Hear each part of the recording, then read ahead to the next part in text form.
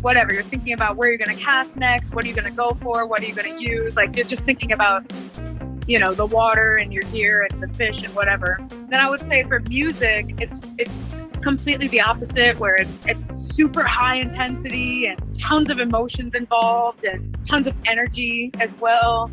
And it is a high stress thing, but it's totally worth it at the end of the day, especially when you're passionate about it. But I would say they complement each other in that way, because it kind of provides that balance, I think, and balance obviously is super important for all of us, really, for anyone. Welcome to the Woman Angler and Adventurer Podcast, inspiring real women with a passion for fishing and the outdoors to go get their adventure on. Now, here's your host, Master Captain Angie Scott. Hey everyone, welcome to another episode of the Woman Angler and Adventurer Podcast. If you've been listening to the show for a while, you might know that my background is in the music industry, and over the years of doing this show, we've gotten to talk to some artists who are passionate about fishing, and it's always super fun for me to kind of combine the two conversations. And this week, I'm really excited to introduce you to the lead singer of the band Plush, Moriah Formica. Moriah, welcome to the podcast. Hello, thank you so much for having me. Yeah, we're so excited to have you on the show. For the listeners who might not know, could you give us a brief introduction about yourself and your role as the lead singer of Plush? Yeah, so I am the lead singer and rhythm guitar player for my band called Plush, and we're an all-female band. We've been around for about 4 years so far, and we've just been touring and releasing music. Yeah, good stuff too. I really enjoy your sound, and thank you. Yeah, checking out some of the covers that you've done as well. Super cool. So you've made a name for yourself in the music world, but many might not know about your passion for fishing. Can you share a little bit about where this love for fishing began? I would say that honestly, fishing is it was my first passion, honestly, even before music, ever since I was little. My dad is actually the one who is responsible for my love of fishing, I always say, because he always he loved fishing. So he grew up fishing, and he had all these books about it, and he knew everything. And so he would take us fishing, my brothers and I. And ironically, I was the one that it stuck with, not my brothers, which is funny. But so he always, from the time I was like about 3, I had a fishing pole in my hands. It was, I remember I had that little Barbie little spin cast combos that they sell at like a Walmart or something. Yep. And so I had one of those when I was little, and then my love for it just grew from there. That's awesome. There's actually, as you're telling that, there's a video that just recently came out. I don't know if you've seen it. It literally couple weeks ago from takemefishing.org. It's just a little animated video, and they're trying to highlight the connection between fathers and daughters, fishing. This particular animation kind of then showed the daughter growing up and kind of getting away from fishing, and the dad continuing to go on his own. And then now she's an adult. She has her own daughter, his granddaughter, and he takes her fishing. It just all kind of comes back around full circle. Aww. But it's very touching to be that's really sweet. Little animated a video. But I'll see if I can put a link to that clip in the show notes for this episode so people can go check it out if they haven't seen it yet. But I would love to see that. Yeah, but unlike that example, you stuck with it. It sounds like so. Yes, that's awesome. So, do you get the chance to fish while you're on tour? I do. I always bring my stuff with me, no matter, not that I always know that there's going to be a body of water, but I always bring my stuff with me, just in case, like my little travel rig. And then, anywhere where there's water, I just throw something in. a couple weeks ago we were playing Chicago, and there was a river in the back of it, and so I caught some smallies that day, so that was a lot Nice. of fun. Yeah, Those it was are, a really nice contrast being able to go catch some fish and then play a show later that night. I love It it. kind of it kind of calms you down before and helps you get in the right headspace. Yeah, and smallmouth are super fun to catch too, so that's awesome. Oh yeah. So any other memorable spots that you've discovered while you've been on your travels? Oh man. Um. Hmm. I would say, I mean, I feel like anywhere in Florida has Mm, always been super, I mean, not surprising, right? But yep. I feel like anywhere in Florida that we're staying, I mean, there's always a lot of fish to be caught. Yeah. And and they're just aggressive down there too, which I love. Um, Yep. but yeah, I would say anywhere in Florida too. Yep. Have you ever had the opportunity to catch a peacock bass while you've been down in Florida? I have, yes. Yeah, Awesome. I went on my dad and we went on uh, a guided peacock bass fishing excursion in one of the canals in Mm-hmm. South Florida, and we were catching all the spawning bass, and it was so fun, Awesome. such a thrill. Yeah. Talk Yeah, and about they're so beautiful. they are, and talk about mention smallmouth, talk about a fighter. Peacock Yeah. bass Oh are my awesome. god. Yeah. Right. I feel like you get it in, and it's like, whoa, this is the fish that was on the other end. Yeah. It's like you think it's gonna be like giant or something Yeah. because they fight so hard. Well, if you're ever back in like the Fort Myers area, I've got a friend who's been a guest on this show several times. Her name's Captain Debbie Hansen, and she's really dialed in on taking people out and putting them on peacock bass. So Really? yeah, so definitely look her up if you're ever back in that area. Oh my gosh, that is awesome. Yeah. Have you faced any challenges while you've been out fishing? I mean, we talk a lot about, it is a male-dominated industry. So as Yeah. far as that goes, and I'm sure, you probably run in the same type of thing with your music career as well. But have you faced any challenges in that regard? I guess I don't know if I would refer to them as challenges, but maybe just like little annoyances, like Hmm. things. I don't know, such as, like you're out fishing, whatever. And there's always that look from like older men. It's like, oh, that's so cute. Or like, I remember being out with like my one of my best friends and fishing buddies, and we would always go fishing. And he actually at the time he didn't really know how to fish, so he was like, I want you to like just let's go fishing and like show me how to fish. And so I was like, okay, like so we went fishing and whatever, and I was catching some fish, and there's these guys walking by, and they're like, oh dude, you're letting her out fish you. And little things like that where I'm like, oh man, that's really annoying. Yep. Or like little things where it's like I'll be walking Lake George in upstate New York, where I'm from, is one of my favorite. It's like my favorite fishing spot ever. I love that place. It's just so many different species. It's super versatile, and it's a huge lake. So it's just one of my favorite places. Nice. But I think the new thing lately is I'll be fishing, and there's like guys walking by being like, oh, are there any fish in there? And I'm like, interesting question, but yes, there are fish in there.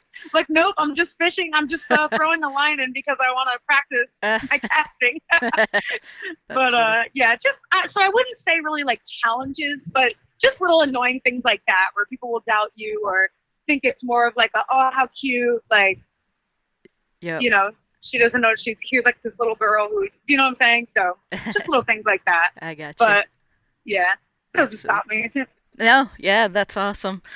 It kind of reminded me of experience I've had. I've had fish bass tournaments I'm taking this year off, Mhm. but just because it's a lot of travel and all of that. But Right. But I'd be out just practicing like my skipping, trying to get Yeah. dialed in. And if I don't have water around, I'll just do it on land and I'll like set up little Yeah. targets or whatever. And never fails, somebody walks by and they're like, "You're not gonna catch any fish there." Oh my I God. can't help it. It's like, Yeah, exactly. geez. I know some people just cannot help but like saying stuff. It's like, can you mind your own business? Yep, exactly. I know your boat is one of your biggest investments. In some cases, it's your office or your home. So protecting it with Polyform US fenders is a must. From the G Series utility fenders to the heavy-duty F Series fenders, Polyform will protect your wake boat, commercial fishing boat, or yacht. Their strong, single-piece construction is created with even wall thickness for maximum strength and durability. Polyform US fenders are unparalleled in quality and offer the largest selection of sizes and colors in the market. They've been made in America for over 40 years and are trusted by boat owners worldwide as the best way to protect their investment on the water. Visit your local marine dealer and ask for Polyform US fenders by name, or visit us online at polyformus.com. So what are some of your favorite ways to fish, or like what techniques or tackle do you typically use? Yeah, so I mean, I love personally, I would say my go-to lure is always just a wacky rig Senko, to be honest. Same here. Really? Yep. Oh, hell yeah. Yeah, no, that's always my go-to. I feel like I love how versatile it is. Like obviously bass and stuff, but like I've caught a lot of pike on Senkos too, and I just love that everything loves Senkos. And it's easy to work, and they cast really nice, and Yep. and I just love all the colors too that it comes in. But I like to throw crankbaits a lot too. Okay. Cool. Yeah, crankbaits, jerk baits, top sometimes. Yep. But yeah, I like. I mean, occasionally I love to fish with shiners sometimes. But yeah, I would say my go-to for everywhere is usually, just a wacky rig Senko. Nice. What Yeah. do you have a favorite color you like to throw? I usually throw like the green, or what is it? Green. Green I think it's pumpkin. yeah, green pumpkin with the chartreuse tail on it. Okay. I like to Chartreuse. throw that one, and I like to throw the baby bass color too. Oh yeah, that's a good color. Yeah. And that rig too works really well everywhere in Florida, it seems like. Really. Yeah. So, Yeah. do you use I started using one of those little black or white rubber rings on the middle to kind of Yeah. save the plastic. Do you use those as well? Or do you just hook Yeah. right through Yeah. the I actually just got, like, last year, I just got the Wacky Rig tool. Mm-hmm. Um, because I'm like, oh my gosh, it was so much money down the drain, because it was like, that's the one thing about Senkos that I'm like, okay, I love them, but yeah, if you just stick the hook in them, they just don't last all that long, and they'll Right. get ripped, or whatever. One fish comes and bites it hard enough, and then it rips in half, and then you lose the fish. So Yep. I ended up getting the Wacky Rig tool, and yeah, it's definitely, I love it. Yep, me too. Super, yeah, super easy, and it's super, saves money because you don't have to be buying a bunch of new packs of Senkos Yep. as quickly, at least. Absolutely. What advice would you have for somebody who's new to fishing and just looking to get started? I mean, I would say just go to any body of water and fish as much as you can. I guess it's just like music, kind of, if you want to get into like live playing or anything, you just go and play wherever you can, take any opportunity, try out different things, seriously, because you never know what's going to work. I know YouTube has been very helpful for me too, Mm. Yep. as a fisherman, and I just, finding out the gear that you like and trying out different things, I would say is great. Yep. great advice. And that kind of leads me to my next topic. You already kind of mentioned a similarity between music and fishing. How do these two passions complement each other in your life? Yeah, so it's very, I mean, obviously they're so different, which is really funny, but I would say, I mean, it's really nice to have both of them because they're both such, I think they're both on such opposite ends. They're both such opposite extremes where it's like fishing is obviously super tranquil. You get peace of mind, clarity of mind. Um, there's not too much to really worry about in your everyday life, at least for me, because you're just thinking about whatever. You're thinking about where you're going to cast next, what are you going to go for, what are you going to use. Like you're just thinking about, the water and your gear and the fish and whatever. Then I would say for music, it's completely the opposite, where it's super high intensity and Mhm. it's super tons of emotions involved and tons of energy as well. And it is a high stress thing, but it's totally worth it at the end of the day. Hmm. Especially when you're passionate about it. Yeah. But I would say they complement each other in that way because it kind of provides that balance, I think, Mhm. and balance obviously is super important for all of us, really, for anyone. Yeah. But I also love, I think fishing has a lot to offer too, is like when I was saying clarity of mind, because I think a lot of whenever I'm fishing, ironically, sometimes that's when a lot of riffs or certain song ideas will pop up into my head because it's so quiet and whatever, and if whatever, if it's a slow day or whatever, I'll just have song ideas pop up into my head. And sometimes I'll be casting a line, letting it sit, and then I'll be like recording voice memos on my phone at the same time, for ideas or something. Yeah. So yeah, I would say that's kind of how they complement each other. It's kind of like they just balance each other out, which I really like. That's awesome. I love that, and probably helps you get more bites because whenever I pick up my phone, I stop paying Yeah, attention to fishing. That's usually when yeah, right. Of course, that's when something freaking hits it. I... So, have you been able to share your passion with any of your other bandmates or other people in the industry? I haven't really. We haven't fished together, but I mean, they're well aware of it, and I go fishing all the time. But I'm sure we will do a group a fishing trip one day. I really, really want to Yeah, with everybody. that would be amazing, and Yeah, maybe you get some of them hooked. yeah. Oh my gosh, I hope so. Need more fishing buddies. Yeah. So do you have any like future fishing goals or like bucket list catches or anything like that that you have in mind? Yeah, I want to catch. One fish that I've never caught before is a muskie, Me too. and I've not been able to catch a muskie, and that's on my bucket list. yeah, they're so hard. Yeah. And so that's one of my bucket list fish. I really want to catch them because I know they're freaking here. I know they're in upstate New York, but I just haven't found them. Um, and what else? So, I think I really want to catch a nice big lake trout. I mean, mm, I've caught, small, like, whatever, like 15 inches or whatever, but I want to catch a big lake trout. Uh, nice. That'd so be fun. yeah. So I'm probably I don't know 9,998 casts into my muskie attempt. I think they call it the fish of 10,000 casts.